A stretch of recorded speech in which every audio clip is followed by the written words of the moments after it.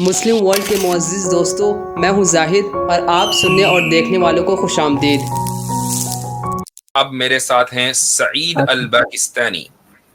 اچھا حضرت، آگے بڑھنے سے پہلے وہ جو ابھی تھوڑا دیر پہلے کہ وہ اسکرین شاٹ میں بات چل رہی تھی، اس پہ دراصل ایک جو الفاظ تھا آگے اگنی میک تھا، وہ نام جو دیا تھا بریکٹ میں، وہ رگ وید کا منتر ہے، فرسٹ منتر ہے، وہ اس میں آیا ہے۔ تو اس میں انہوں نے کیا ہے کہ یہ جو اگنی میک نام سے جو لکھا ہوا ہے وہاں پہ ورڈ، اس کے ترجمے کر کے انہوں نے بتایا ہے کہ الے سے یہ بنتا ہے، پھر اس سے جا کے یہ والا بنتا ہے۔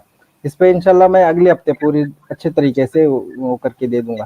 ہاں، میرے خیال سے اس پر جو ہے نا آپ تھوڑا سا ایک پریزنٹیشن تیار کر لیں، اگلے ہفتے اسی پر شروع میں بات کر لیں گے، تو یہ ایک اچھا ٹاپک ہے اور تھوڑا سا اس پر جو ہے تحقیق مزید ہونی چاہیے۔ اچھا بھائی، جوائن ہونا ہے، 1 گھنٹہ بچا ہے اور ہمارے واٹس ایپ چینل کا لنک پنڈ ہے، تو وہاں پر تشریف لائیں اور وہاں پر آپ کو اسٹریم کی جوائننگ لنک مل جائے گا۔ اگر آپ واٹس ایپ چینل پر جوائن نہ کر پا رہے ہوں تو واٹس ایپ کو اپڈیٹ کر لیں اور اس کے بعد انشاءاللہ بہت آسانی کے ساتھ آپ آ سکتے ہیں۔ ایک صاحب نے بھی کامنٹ کیا کہ بھائی میں اتنا زور کیوں دے رہا ہوں؟ کیسر بھائی کی زبان میں کہوں گا میری مرضی۔ تو میرا گلا میری مرضی، میری زبان میری مرضی، میری زبان میری مرضی۔ تو بھائی سوشل میڈیا کے جتنے پلیٹ فارمز ہیں ہمیں ان سب کا استعمال کرنا چاہیے، چونکہ واٹس ایپ ساری دنیا استعمال کرتی ہے۔ واٹس ایپ میں شاید ہی کوئی ایسا آدمی ہو جو یہ کہے کہ نہیں میں تو فیس بک استعمال کرتا ہوں، ٹویٹر کرتا ہوں، لیکن واٹس ایپ نہیں کرتا ہوں۔ الا ماشاء اللہ کوئی مل جائے گا، ہو سکتا ہے کوئی ہو، لیکن چونکہ جتنے بھی سوشل میڈیا کنزیومرز ہیں، صارفین ہیں، ان میں 99% سے زیادہ بھی لوگ جو ہیں وہ واٹس ایپ کے اوپر موجود ہیں۔ تو واٹس ایپ سے فائدہ یہ ہے کہ جب ہماری کوئی اسٹریم ہے، کوئی ہماری ویڈیو ہے، تو وہ فوری طور پر آپ کے پاس پہنچے گی۔ آپ کو یوٹیوب پر آنے کی ضرورت نہیں ہے، ہر ایک آدمی واٹس ایپ میسیجز چیک کرتا ہی ہے، اور پھر وہاں سے انشاءاللہ آپ دوسرے اپنے گروپس میں اپنے احباب کے ساتھ شیئر بھی کر سکتے ہیں۔ تو ہمارا مقصد ہی یہی ہے کہ ہم اگر کوئی بات کہہ رہے ہیں تو زیادہ سے زیادہ لوگوں تک وہ بات پہنچے۔ وہ کون نہیں چاہتا؟ ہم بھی یہی چاہتے ہیں کہ اگر ہم ایک بات حق کہہ رہے ہیں تو ہماری حق بات جو ہے وہ ملینز آف لوگوں تک پہنچنی چاہیے۔ تو اس میں ہماری طرف سے ہمارا جو محنت ہے وہ یہ ہے کہ ہم ہفتے میں کم سے کم میں اکثر و بیشتر 3 گھنٹے آ کے بیٹھتا ہوں، قیصر بھائی آ کے بیٹھتے ہیں، عامر بھائی 6 گھنٹے ہر ہفتے دیتے ہیں، بلکہ زیادہ ہی دیتے ہیں، اور بھی اسی طریقے سے عاصم افتخار صاحب ہیں، مفتی عبداللہ منہاج ہے، سب لوگ، یعنی روزانہ کسی نہ کسی کی اسٹریم چل رہی ہے، اور ماشاءاللہ 2 سال سے یہ سلسلہ پابندی کے ساتھ چل رہا ہے اور اس میں کوئی کمی نہیں آئی ہے۔ یہ الگ بات ہے کہ مخالف کی طرف سے ان کے خیمے احزاب والوں کی طرح اکھڑ گئے ہیں، الحمدللہ۔ تو یہ تو ہوا۔ تو اس میں دوسری معذرت چاہتا ہوں، دوسری چیز یہ حضرت، ہم نے لوگوں کو یہاں پورے اعتماد کے ساتھ کٹورا لے کر پیٹریون، یو پی آئی، پے پال کرتے دیکھا ہے۔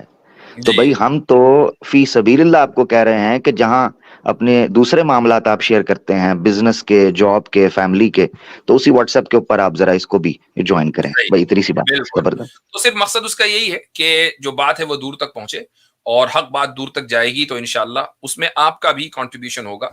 یہ تو یہی حدیث میں ہے کہ آپ اگر کسی دوسرے کے لیے بھلائی کا سبب بنتے ہیں تو جب تک کہ وہ بھلائی کے اوپر عمل کر رہا ہے ثواب آپ کو بھی مل رہا ہے، تو یہ بات ہے۔ اچھا جی، سعید الباکستانی صاحب۔ جی السلام علیکم مفتی صاحب۔ وعلیکم السلام ورحمۃ اللہ۔ سر کیسے ہیں آپ؟ ٹھیک ٹھاک ہیں؟ الحمدللہ۔ جی مفتی صاحب، میرا ایک سوال تھا اللہ کل شیء قدیر سے لے کے اس آپ آیت کی کے بات متعلق۔ جانی پہچانی سی لگ رہی ہے، پہلے بات ہوئی ہے کیا؟ نہیں مفتی صاحب، میں نے بہت دفعہ ٹرائی کیا ہے آپ کی اسٹریم پہ آنے کا، لیکن آج الحمدللہ موقع مل گیا مجھے۔ چلے ٹھیک ہے جی، فرمائیے۔ اچھا مفتی صاحب، ایک سائڈ پہ تو ہم کہتے ہیں واللہ علی کل شیء قدیر، دوسری سائڈ پہ کچھ سوالات ذہن میں آتے ہیں کہ دیکھیں ہسٹری میں کافی سارے ظلم لوگوں نے کیے ہیں، شر انگیز لوگ اٹھے ہیں، خوارج ہو گئے، اس کے بعد آئسس ہو گئی، اور اس کے علاوہ بہت سارے لوگ شر میں انوالو ہوتے ہیں۔ تو کیا یہ شر بھی اللہ تعالیٰ کی طرف سے ہی آتا ہے؟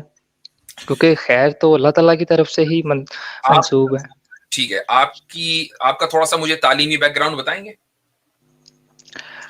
جی تعلیمی بیک گراؤنڈ میرا ماسٹرز ہے اور ابھی میں علوم العربیہ سیکھ رہا ہوں۔ کون سے درجے میں؟ میں سٹارٹ میں، شروع میں ہوں۔ اچھا ٹھیک ہے۔ ٹھیک ہے. تو آپ کے جس مدرسے میں آپ پڑھ رہے ہیں علوم عربیہ، آپ یونیورسٹی میں پڑھ رہے ہیں یا مدرسے میں پڑھ رہے ہیں؟ نہیں میں خود سے سیکھ رہا ہوں. کچھ بکس وغیرہ ہیں اردو میں لی ہوئی ہیں میں نے، تو میں خود سے سیلف لرننگ. وفاق المدارس کا جو نظام ہے اس کے تحت پڑھیں گے آگے چل کر؟ جی بالکل. جی، اس میں آپ کو آخری جو سال ہے اس سے پہلے والے سال میں ایک کتاب آئے گی شرح العقائد النصفیہ، وہ آپ پڑھیں گے. اس کے پڑھے بغیر آپ عالم نہیں بن سکتے. اس میں یہ بحث موجود ہے، تخلیق کی بحث، اور اس کے اندر یہ بات لکھی ہے، اور میں وہیں اسی حوالے سے آپ کو بتا رہا ہوں کہ اس میں ایک اسٹیٹمنٹ ہے کہ کسی ایول کا کریٹ کرنا یہ ایول نہیں ہے، بلکہ اس ایول کو ایکوائر کرنا یا اس کو کمٹ کرنا، کسب جس کو کہا جاتا ہے، پرفارم کرنا، یہ ایول ہے. تو اللہ تعالیٰ ہر چیز کا پر قادر بھی ہے اور ہر چیز کا خالق بھی ہے.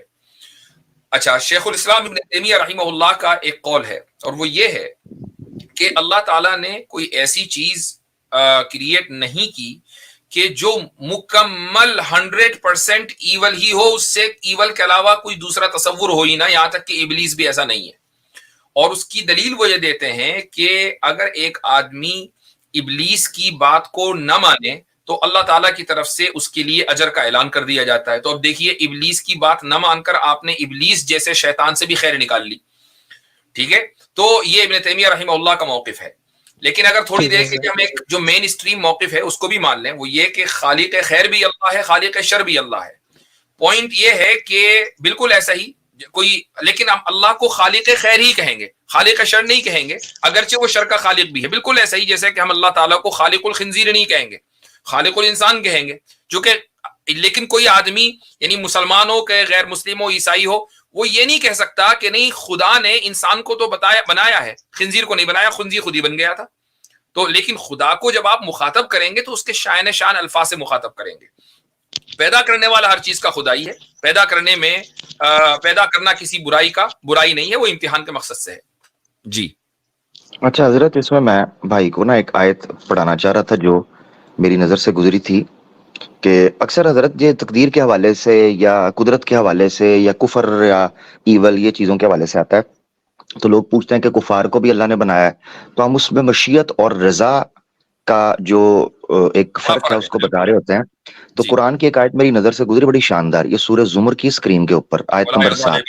جی یہ بڑی پیاری آیت ہے. ان تکفروا فإن اللہ غنی عنکم ولا یرضی لعبادہ الکفر.